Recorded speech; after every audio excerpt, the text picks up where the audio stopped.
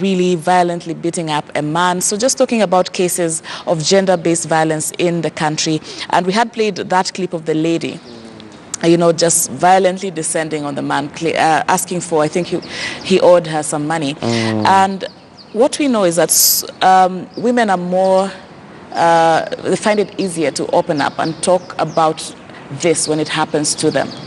Men, not so much. It has been the issue regarding addressing violence mated on the male gender. Yes. How do we start to have the men, this issue addressed? Very, very important, Shalon. Yeah. Because you realize if we are going to deal with gender-based violence and the cycle of it, then our men also need to take up the role of, just like you're saying, it's very easy for a woman to speak up, just like you have even seen in that clip. Yeah. A woman will even speak out, even as she's asking for her demands and all that. And even in the counseling sector, like now even the people we are seeing in our offices, of course a higher percentage is the women. But I'm also happy that with the awareness that has been there now, maybe on mental health, on the psychological issues and how to deal with them. We are seeing men also seeking for these services. All right. We are seeing men coming forward and saying, I need help. And I want to believe... So it's getting better. Yeah, it's getting better with the awareness that is being done now, with what even the mass media, you people are doing. We are seeing men also coming out and saying, here I am, I need help. Because when you see some of these things, society crying out, we need help. When you see even a man do this, he's just saying, these things are overwhelming me. I need help. But we have seen them come up. We've seen them come up. And like we are saying, we need to equip the people that are dealing with the people in the society. Like you are saying, the religious leaders. We need to equip the teachers. We need to equip normally, almost everybody in the society. The parents, like we are saying, like now children are home. Parents need to keep on talking to their children, that even as we go back next term, what we have witnessed last term, it will not be there. But you can imagine if these children are just left alone.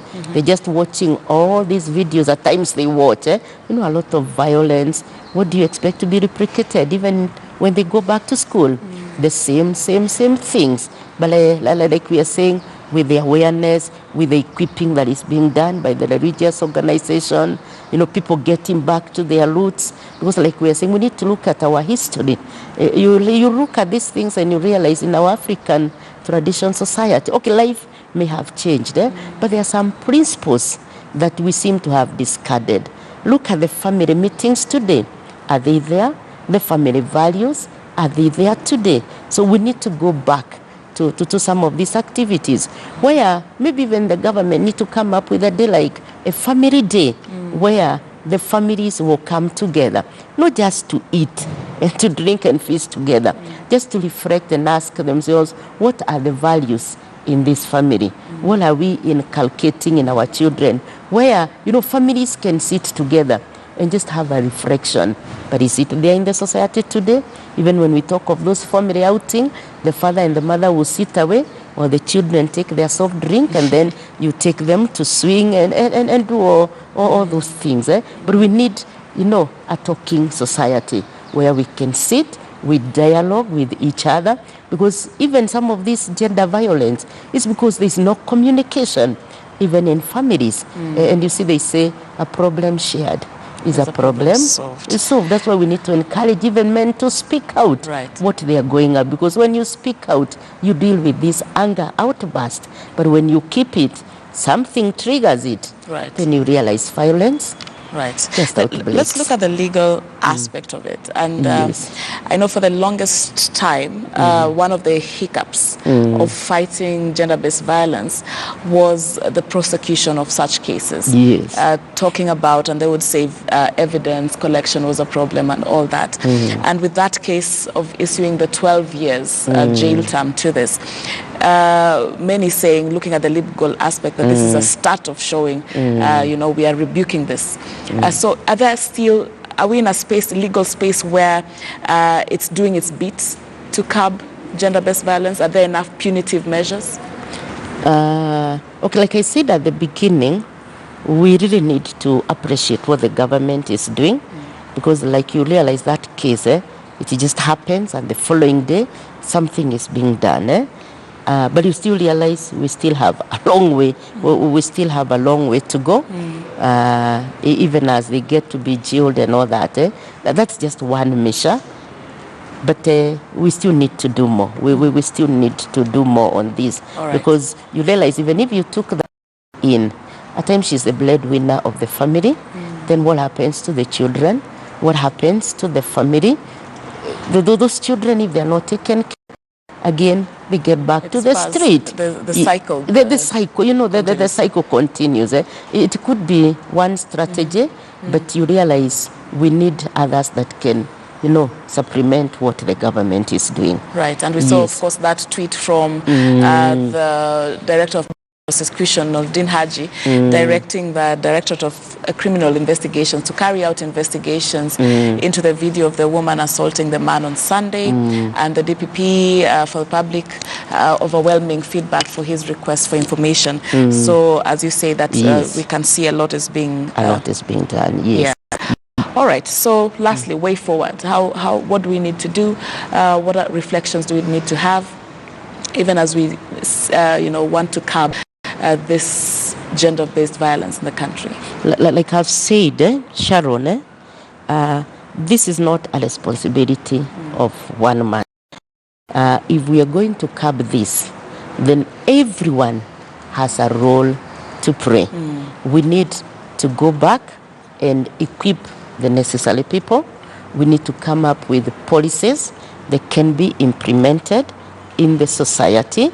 We need even to bring families together and equip them with the skills that can help them deal with the issues we are seeing in the society today.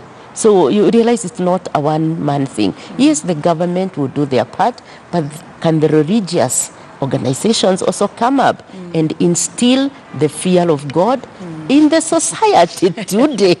Because you realize, like they say, when the fear of God is not there, that's when you realize all things will go. Can men take up their responsibility?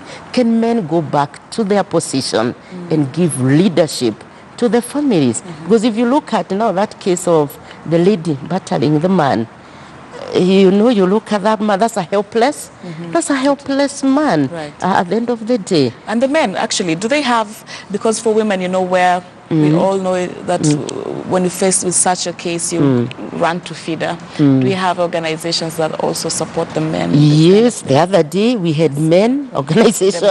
Yes, come out very strongly.